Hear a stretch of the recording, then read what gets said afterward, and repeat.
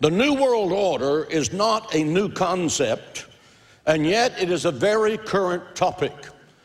I don't believe that I've ever preached a sermon in 50-plus years that had already been preached in the front pages of America's newspapers 10 days before I preached it. Here, on the front page of the San Antonio newspaper, just a few days ago, is the New World View in Washington, because that's all the rage that's coming. The New World Order first appeared on the plains of Shinar, where Nimrod proposed to build the Tower of Babel. Its purpose was to defy God's authority over men, to cast God out of their lives, and to usher in the occultic world and welcome the Prince of Darkness to rule the earth. The Tower of Babel, which means confusion, was covered with occultic symbols of the zodiac as its decoration. The second appearance of the New World Order came when Satan met Jesus in the wilderness, and he said, "If you will fall down and worship me, I will give you the kingdoms of this world." Now understand this, Satan had been given geographical control of this part of the universe, and he had it within his power to do exactly what he said. Satan was cast out of heaven. He became the Prince of Darkness. Prince means someone in authority in his kingdom. Wherever there is spiritual darkness, Satan has authority. Get that in your mind. That's why Jesus said to the church, "You are the light of the world. Let your light so shine before men that they may see your good works and glorify your Father which is in heaven." Continuing the historical progression of the New World Order. Out of the European history comes the Illuminati, meaning enlightened, a super-secret organization of international financial power brokers in Europe that had as their goal a world empire and a new world order. Their leadership consisted of Satanists and atheists. Ironic that followers of the Prince of Darkness thought of themselves as the source of light, until you look at the Bible and recognize that Satan himself disguises himself as an angel of light. Their objective, the Illuminati, was to kick God out of society and that man should rule it. If you have a United States dollar in your wallet, it bears the phrase "One World Order," the seal that was adopted by Congress in 1782. The seal that's on the left depicts an unfinished pyramid with an all-seeing eye at its top in a blaze of glory. Beneath that pyramid are three Latin words, Novus Ordo Seclorum, which means New World Order. The designer of the Great Seal was Charles Thomson, member of the Masonic Order who served as Secretary of the Continental Congress.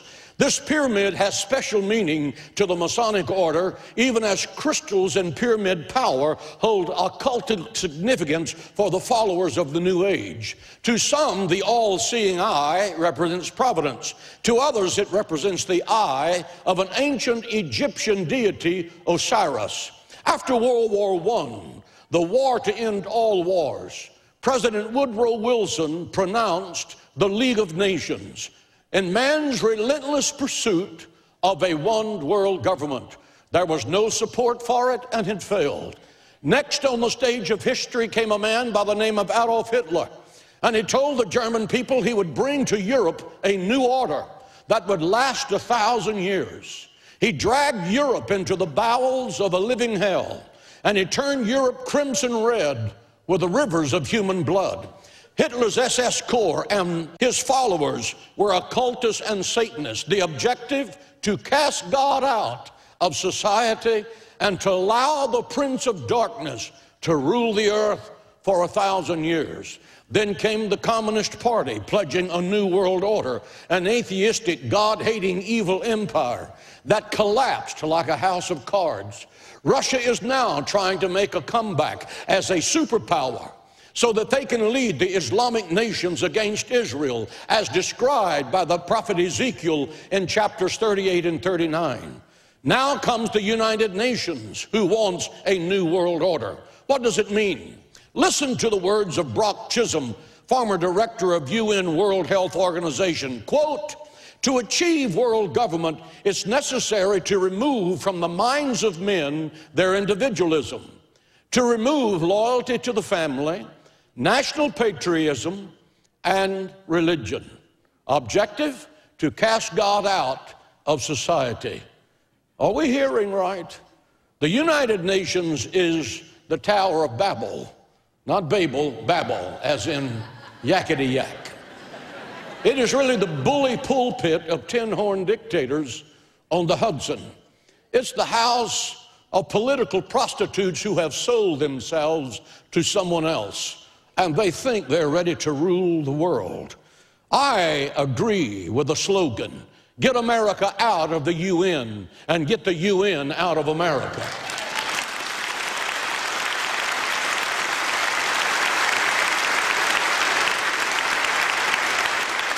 Listen closely. There is going to be a new world order, and soon. It's not going to be the socialistic utopia that self-serving politicians in D.C. believe it's going to be. It's not going to be the heaven on earth that Marxist professors in America's universities are clamoring for. It's going to lead to an economic crash and then to a living hell on planet Earth. From the Tower of Babel to the United Nations, to the ACLU, to the godless in our Congress who desire to kick God out of society and to let man rule the earth, God is about to say, it's enough. It's enough. You've rejected me. You've rejected my word. You've rejected my son, Jesus Christ. I'm going to turn Satan's Messiah loose on the earth. I'm going to release the Antichrist and the four horsemen of the apocalypse who will make Hitler look like a choir boy. They will slaughter 1/4 of the earth's population and produce a hell on earth that the minds of men cannot fully grasp. There are 4 things that have to happen before a new world order can come to power, according to Brock Chisholm of the United Nations. 1, there must be a destruction of the monetary system. I believe America's economic problems are not created by market conditions. I believe that they have been planned and orchestrated to devalue and to destroy the wealth of the dollar. It does not take a rocket scientist to understand the basic economic concept that excessive debt leads to bankruptcy. How many of you know that when you spend more than you make, you go broke?